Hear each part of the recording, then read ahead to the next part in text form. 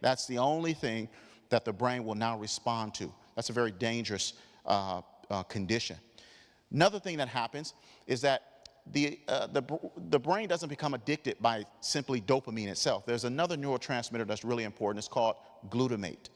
Now, glutamate we generally talk very little about, but glutamate is really important because many people will say that glutamate is really the foundation for this, at least for the learning part of the brain. You see, glutamate is responsible for three things: memory, mood, and learning. Glutamate allows us to learn the behavior in the first place. Glutamate records our emotion during, before, during, and after the behavior.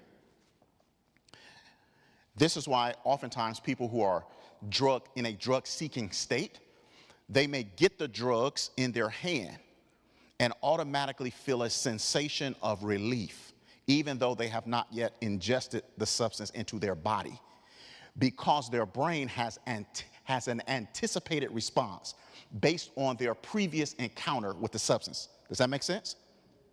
So glutamate is responsible for learning the behavior.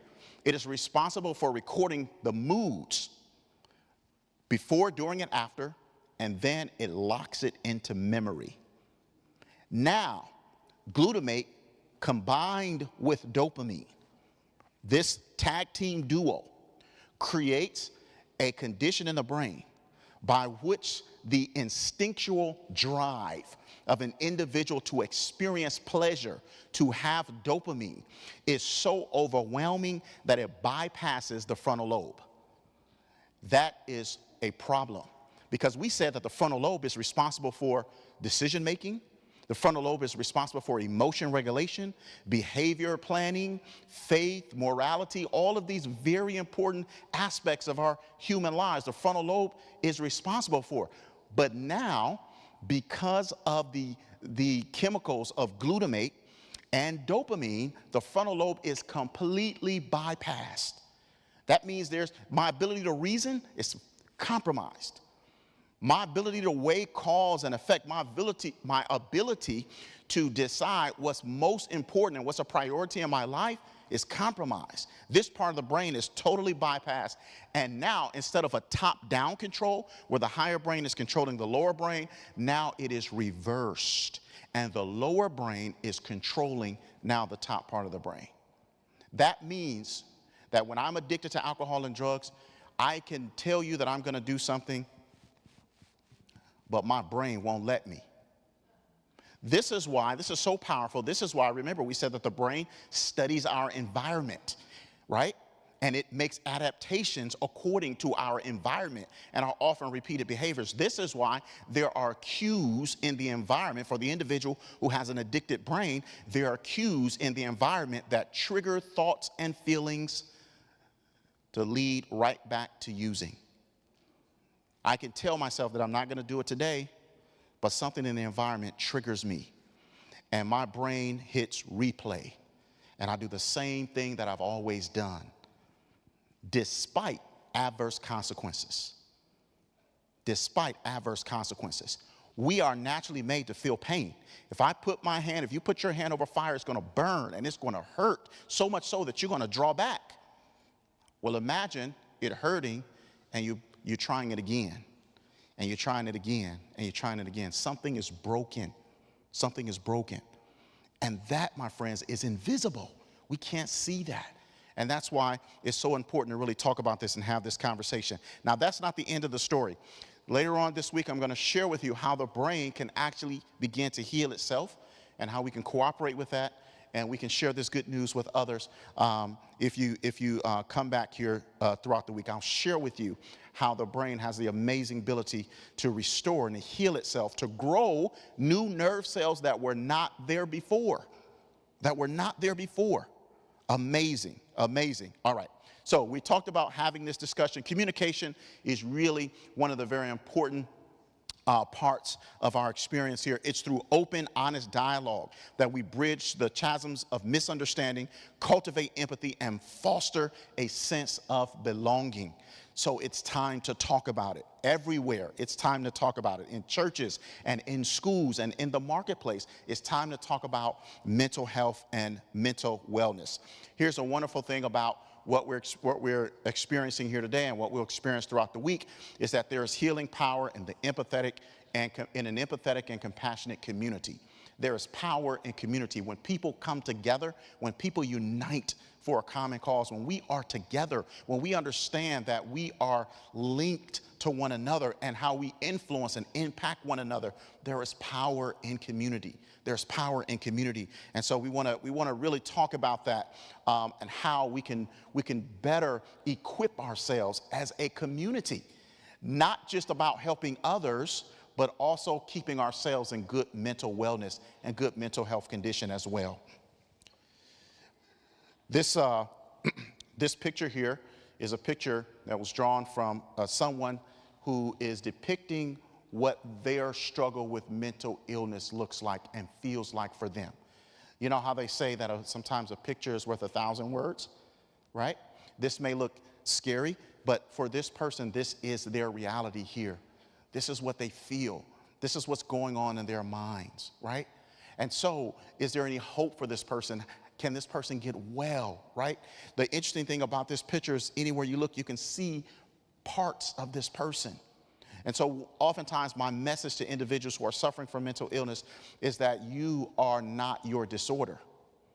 You are not your disorder. You are not defined by anxiety. You are not defined by depression or bipolar or schizophrenia. You are not defined by your disorder. You are an individual apart from that.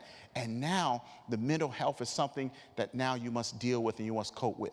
I want to, in closing, just encourage you to continue to come back. I want to encourage you to invite your friends as we have this very personal conversation about mental illness, about addiction, about how healing is possible, about how we can get well ourselves, and how we can influence others as well on the path and on the journey to wholeness. Thank you so much.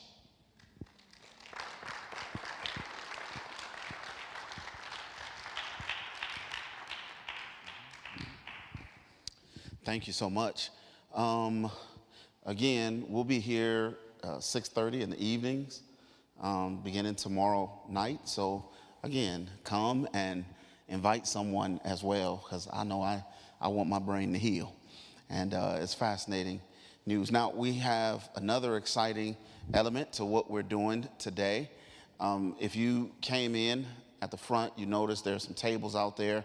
And there are plenty of resources that are available for you, but we have some organizations that have come, and if I could just have a couple of people, can my sister here, and yeah, can you let the ladies in the, just so, I want you to come up and just share what you're going to be talking about and where you're with us from. So give us your name, because my memory is horrible. Okay.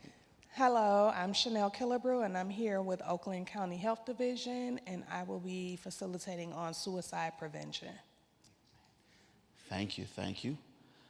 Oh,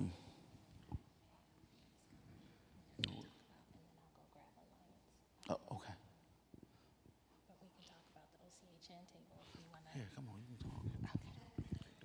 Hi, my name is Heather Willis, and I'm here with Oakland Community Health Network, and we are the public mental health authority here in Oakland County. We have a resource table in the back where we'll be talking about mental health resources, things that we're doing in the school, and other things that are available to you all for mental health, substance use, and IDD services.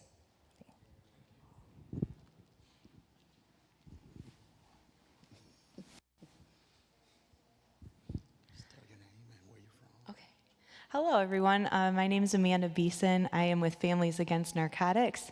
I'm the lead family recovery coach and the supervisor for our Stronger Together program. I'm looking forward to speaking over in the other room, so hopefully you guys will come by and hear what I have to say. Excellent. And we got, yep, here we go. tell us your name and where you're from and what you want to be sharing with us. Sounds good. My name's Alexandra, and I'm from the Alliance of Coalitions for Healthy Communities. I'll be doing a fentanyl awareness naloxone, which is Narcan training. So if you're interested at all, everybody who does it will get their own Narcan kits as well.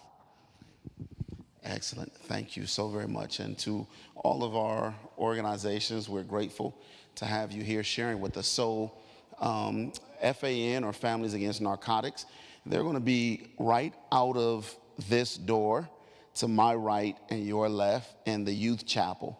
And that's where they're going to be presenting. And our sister here from Oakland County is going to be, again, out of that same door with the exit sign. But you're going to go to the right, and there's a family room.